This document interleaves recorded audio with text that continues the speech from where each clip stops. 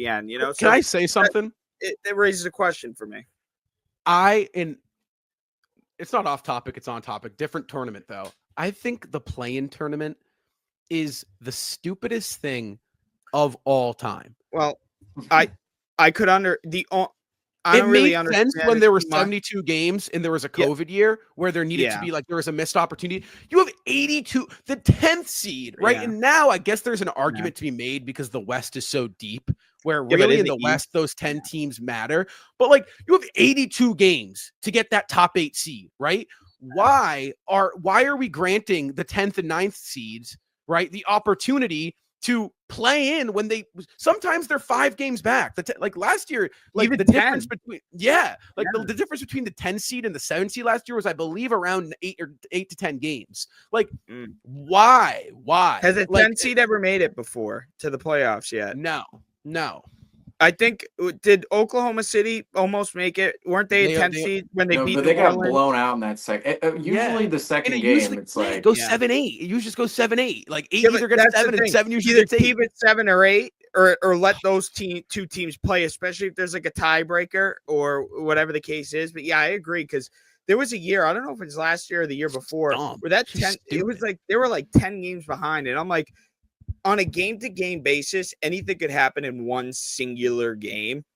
What if that team who was, say a 7 seed is, 10 games over 500, and then that 10 seed is 10 games under 500? What if that 10 seed just has a great couple of games, and that 7 seed has a terrible couple of games? Yes.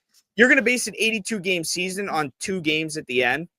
When there's a 10-game difference. Do you know what I'm saying? Imagine saying a 36 and 46 team made the playoffs, and a 46 and 36 team made the playoffs.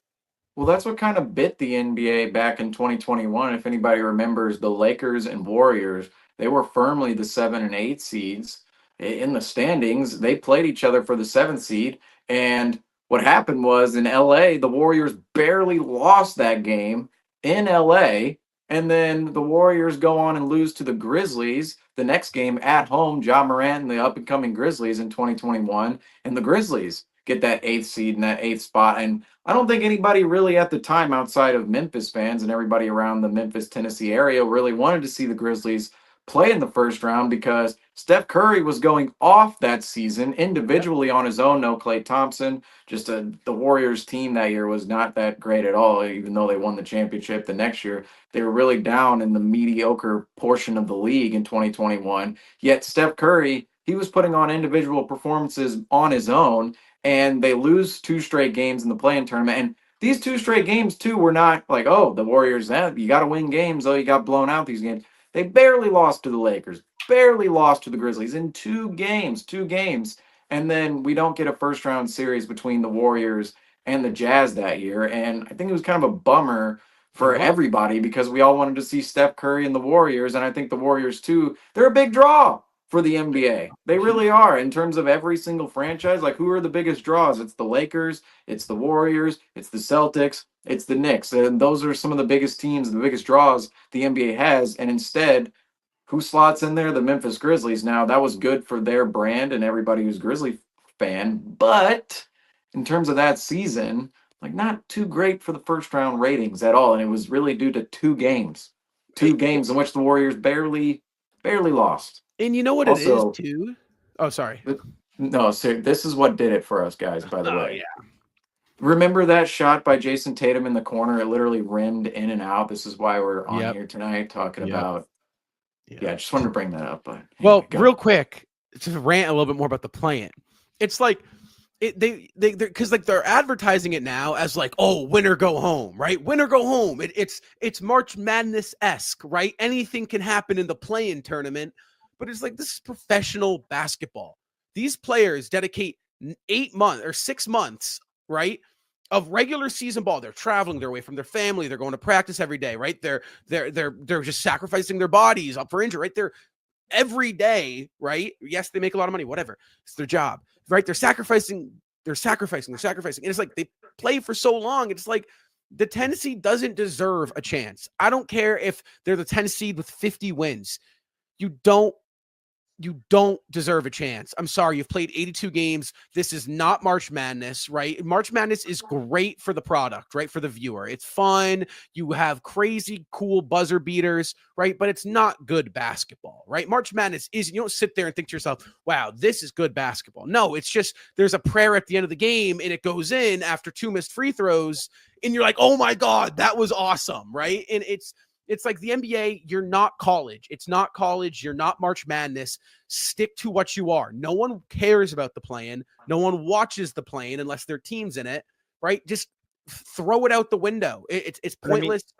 Just get rid of it. Even if your team is in it, you don't want to watch it. It's like you have to. It's more like you have to watch it. Like, I remember when we were in the play-in. Am I going to get bounced next round or what? It's right. It's like, remember when we were in the play-in and we were like, oh, like, that was just a terrible year, but like the play-in, like it sucks. It's like, even if I remember there was a point in time where we were even kind of rooting for like there was a lot of Celtics fans rooting for the Celtics to actually lose that game against Washington, because if we had lost that game, we would have most likely played the Philadelphia 76ers instead of James Harden, Kevin Durant and Kyrie Irving in the first round, and my boy Blake in the first round. So it's like, I don't know. I hope the Celtics never fall back to the NBA play-in tournament. They'll be there eventually. Someday we'll be back in there, but it's dude, I hope not. You know why? Because also with the play-in tournament, there's no benefits. Like, here's the thing. It's just dumb. I'm sorry. It's just dumb. Here's the thing. You usually, if you're making the play-in tournament, you're mid. That's what you are. You're too good to be in the lottery. Well, here's the thing. You're too good to be getting a good pick, or you're too good or you're too bad to make it deep into the playoffs. The exception of the freaking how the lottery worked last year, and like I said earlier, Atlanta made the play-in and still wound up with the number 1 pick in the NBA draft. But that's just not a good position to be. And I agree with you, Rob. I like it entertainment-wise, but logistically, it just doesn't make sense. Like you said, you had 82 games. You also had a preseason between 4 to 6. Some teams even play 7 games. That's 7 games preseason wise to get your act together. So you add that to the 82 that you already play. You're looking between anywhere 85 and 88 games you had to get together before the playoffs. And if you couldn't get together then, why would you get together in the playoffs? Well, to add on 2 points too here on the March Madness point, for one, the college basketball season is 30 games, versus 82, which is like part of your point, Rob. Like 30 games is much different than 82 of professional basketball. Plus, March Madness, just think about these 2 different scenarios here. How many times has a good team lost a game 1 in the first round against a completely inferior opponent and then won the next 4 games? It's a 5-game series, and then all of a sudden it's like, wow, that game 1 really didn't matter at all. And people always freak out over a game 1 that goes awry. Remember like Orlando against Toronto, the year Toronto won.